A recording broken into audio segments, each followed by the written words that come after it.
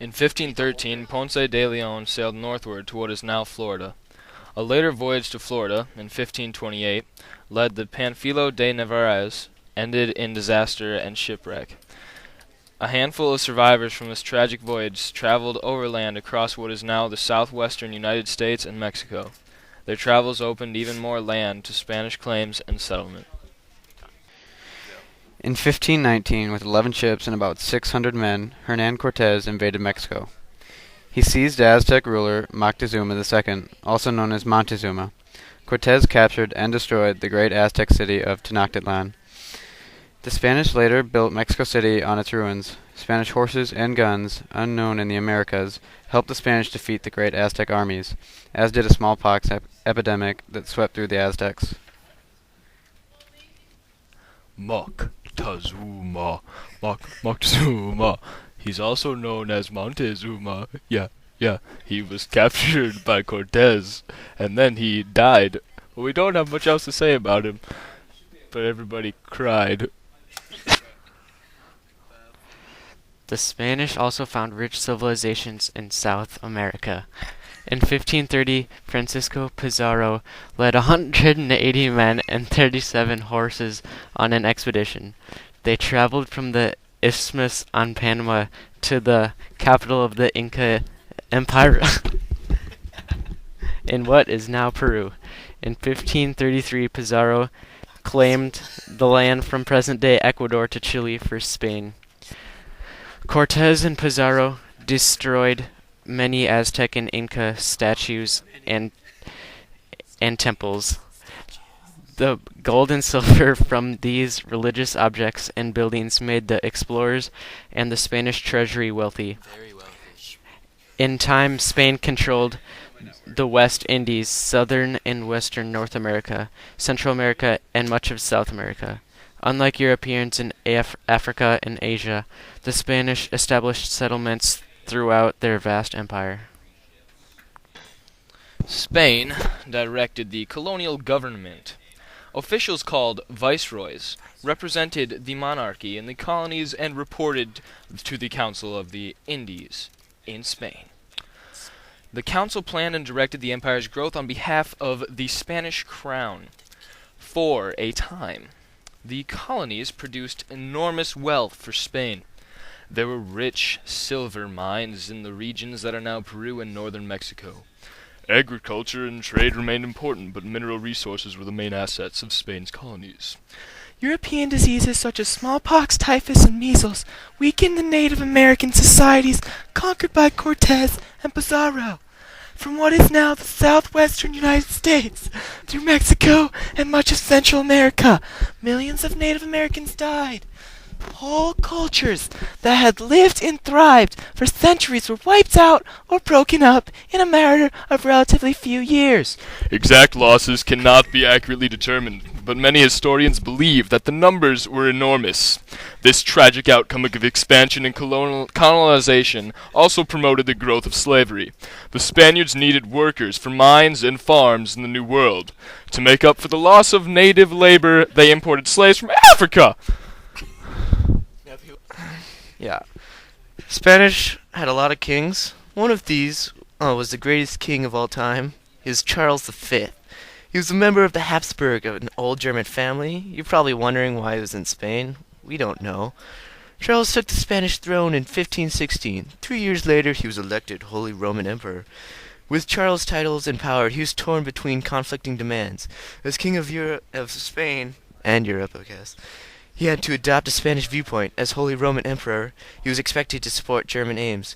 Finally, as political leader of Christian Europe, Charles had to defend Europe against Ottoman Turks.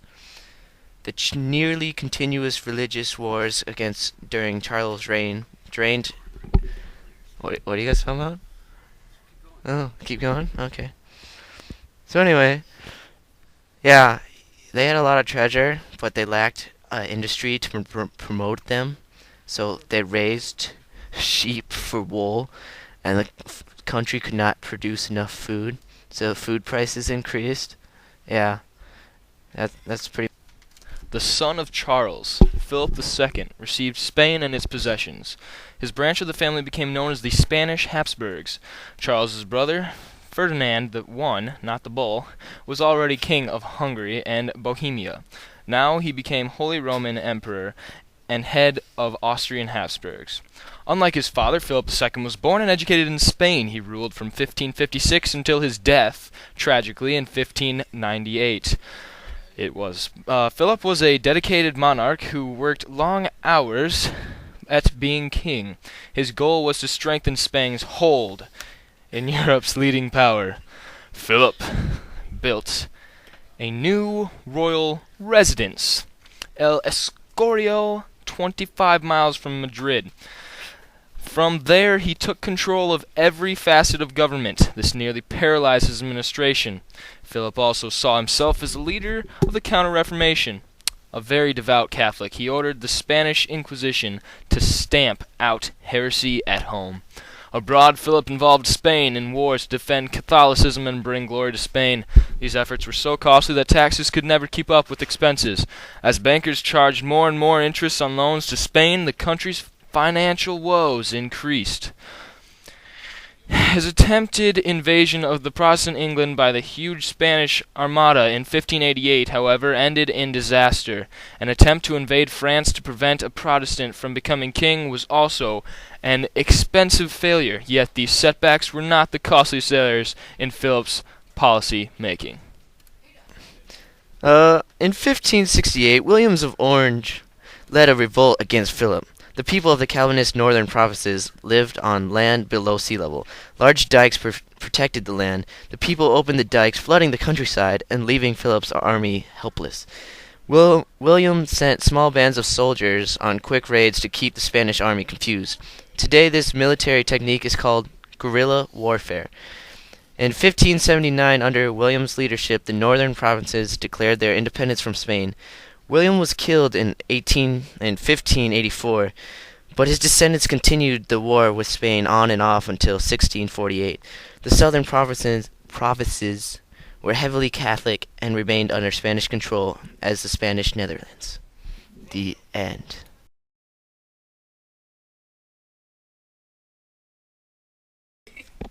Because the Netherlands lay on the North Sea, the Dutch were a seafaring people. They built very efficient ships and were expert sailors. For these reasons, they ruled European commerce throughout the 1600s. Their ships carried most of Europe's trade, and the city of Amsterdam became a world financial center. All segments of Dutch business stood as models of efficiency. Calvinists became the dominant religious group in the Netherlands. Generally, however, the Dutch followed policies of religious tolerance. Amsterdam became a lively cultural center. Scholars such as René Descartes and artists such as Rembrandt and Vermeer thrived in this comfortable setting. The Spanish Empire declines. Many factors played a part in the decline of the Spanish Empire. A growing population meant that more people needed to be fed, clothed, and housed. At the same time, gold and silver flowed into Spain from other colonies. Shortages in this increases in the amount of money drove prices up in Spain. Because it cost more to produce goods in Spain than in any other country, demand for Spanish-made products declined because of how expensive they were, obviously. This loss in markets in turn led to a general decline in Spain's industry and commercial activity.